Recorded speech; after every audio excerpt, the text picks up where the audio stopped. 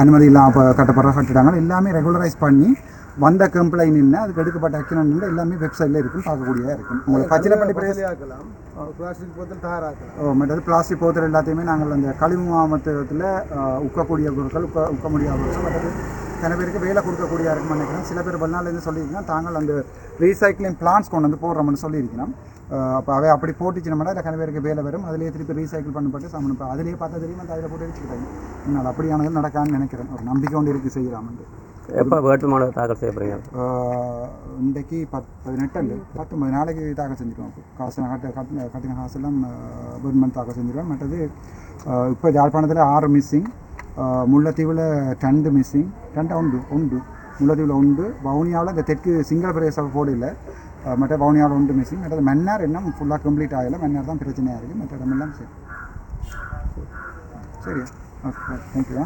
ஒவ்வாறு ஆட்சி நகர்த்தப்படும் கடந்த காலத்தில் மாநகர சபையில் என்ன நடக்கிறன்றதே எங்களுக்கு உண்மையாகவே தெரியாது. அதான் நடந்தது. ஏனென்றால் எவ்வளோ ஆசை வருது, எவ்வளோ போஸ் போகுது, எங்கே காசு ஒதுக்கப்பட்டது ஒன்றுமே அவருக்கு தெரியும் தெரியாது.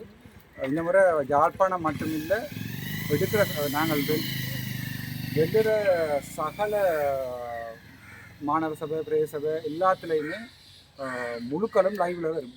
அதாவது நடக்கிற மீட்டிங்கில் இருந்து வார காசு, செலவழிக்கப்படுற காசு, போகிற காசு, அதை விட முக்கியமாக அங்கே இங்கே குப்பைகள் அதுகள் இருக்குன்னு சொன்னால் கம்ப்ளைண்ட் பண்ணக்கூடிய மாதிரி ஒரு ஹோட்லைன் உண்டு. சகலதும் செய்வோம். உங்களுக்கு தெற்கில் போனால் தெரியும். இப்போ கொழும்பில் ஒன்றுமே ரோட்டில் இருக்காது. இப்படி பேக்கெல்லாம் மாட்டு கழிவுகள் எல்லாம் கொண்டு கோயிலுக்கு முன்னால் இயலாது. ஸோ இப்போ இங்கே அப்படி ஒரு கலாச்சாரம் போய் கொண்டிருக்கு. அது சூப்பராக முக்கியமாக உங்களுக்கு என்னோட இதில் போனீங்கன்னா தெரியும். இது உங்களுக்கு திருசாந்தி படுகொலை செய்யப்பட்ட என்னோட மாதிரி செம்மணி. அதுக்குள்ளே போனீங்கன்னா தெரியும். அந்த வயலுக்குள்ள அந்த வயலோரங்கள் அதில் இதில் மருத்துவ கழிவுல இருந்து எல்லாமே போடப்பட்டிருக்கு.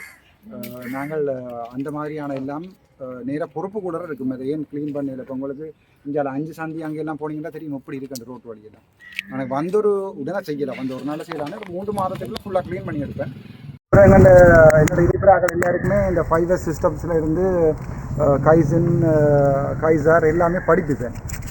அதாவது இந்த குவாலிட்டி மேனேஜ்மெண்ட்ன்றது துப்புரவாக இல்லை என்னென்ற அது யாருக்குமே தெரியாது. என்னென்று அந்த ஹாஸ்பிட்டலில் நாங்கள் அது மெயின்டைன் பண்ணுவோம். தெரியும் அந்த கலர் பேக் வச்சு இங்கே பொலித்தீன் இங்கே இதில் உக்கக்கூடிய அப்படி போடுறது அப்படி முழு சிஸ்டம் செய்வோம்னு நினைக்கிறேன். ஒரு மக்களோட ஒத்துழைப்பு இருந்தால் செய்வோம். அதோட முக்கியமாக இந்த வடியாளமைப்பு பிரச்சனை எல்லாம் இருக்குது. ஸோ இப்போ யாழ்ப்பாணத்தில் பெய்கிற தண்ணி ஓடுறதுக்கு இடம் இல்லை. நல்லூரில் தான் இப்போ ஆள் பதிவண்டபடியாக நல்லூரில் போய் தான் நிற்குது. நல்லூரில் இருந்து முழு தண்ணியும் அங்கே கோப்பை பக்கம் போய் குளங்களுக்குள்ள போகிற மாதிரி செய்வோம். தண்ணி இந்தியாவில் ஓடுத்து.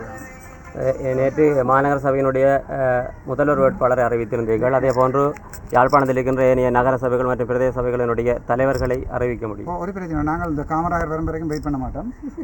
என்னென்றால் கௌசல்யா அவங்களுக்கு இன்ஃபார்ம் பண்ணியிருக்கிறோம். நான் எப்பயோ சொல்லியிருந்தேன். இப்போ மற்றது தங்கச்சி அம்மா என்ன பேர் ஜோகேஸ்வரி அவள் வல்வெடுத்துறை போட்டிருக்கோம். பிராசன்னை பருத்துறை பிரதேச சபைக்கு போட்டிருக்கிறோம். சாவச்சேரி மாநகர சபைக்கு சதீஷனை போட்டிருக்கோம். உங்களுக்கு எல்லாருக்குமே தெரியும். மற்றது எங்கள்ட ரெஜியை போட்டுக்கிறோம் பிரதேச சபைக்கு. மற்ற நல்லூருக்கு எங்கள்ட என்ன பேர் திலீபண்ணா போட்டுக்கிறோம். வேறு மற்ற எங்கள்ட லட்சிகனை வலியான் முழுக்க பொறுப்பாக போட்டிருக்கோம். அதில் வலியான் தென்மேற்கு அவர் பார்க்குறார். மற்றது அந்த அண்ணன் கொடியாமத்துக்கு ஜெயதாஸ் போட்டுக்கிறோம். மற்றது இந்த மட்டன்னு வரங்க போயிட்டாங்க எனக்கு இன்னொரு ஆள் அது வலியாமல் மேற்கல்ல லட்சியம் மேற்கு போட்டிருக்கோம். என்னடாப்போ இந்த பிரதேச சபையெல்லாம் ரன் பண்ணுறது சரியான ஈஸி. முக்கியமாக நான் எங்கண்ட ஆக்களுக்கு படிப்பிப்பேன். ஹாஸ்பிட்டல் மேனேஜ்மெண்ட் படிப்பித்த மாதிரி அட்மினிஸ்ட்ரேஷன் தெரிஞ்சிருக்கலாம் பெரிய பிரச்சனை உண்டிங்க. இப்போ உதாரணத்துக்கு ஒரு 5S சிஸ்டம் அல்லது ஒரு க்ளீனிங் அது இப்போ உங்களுக்கு தெரியும். யாழ்ப்பாண கழிவுகள் எல்லாம் ஓட்டு மரத்தில் போட்டு எரிப்பட்டு பிரச்சனை ஒன்று இருக்குது. அப்படி கழிவு முகாமத்துவம் சம்மந்தமாக முக்கியமாக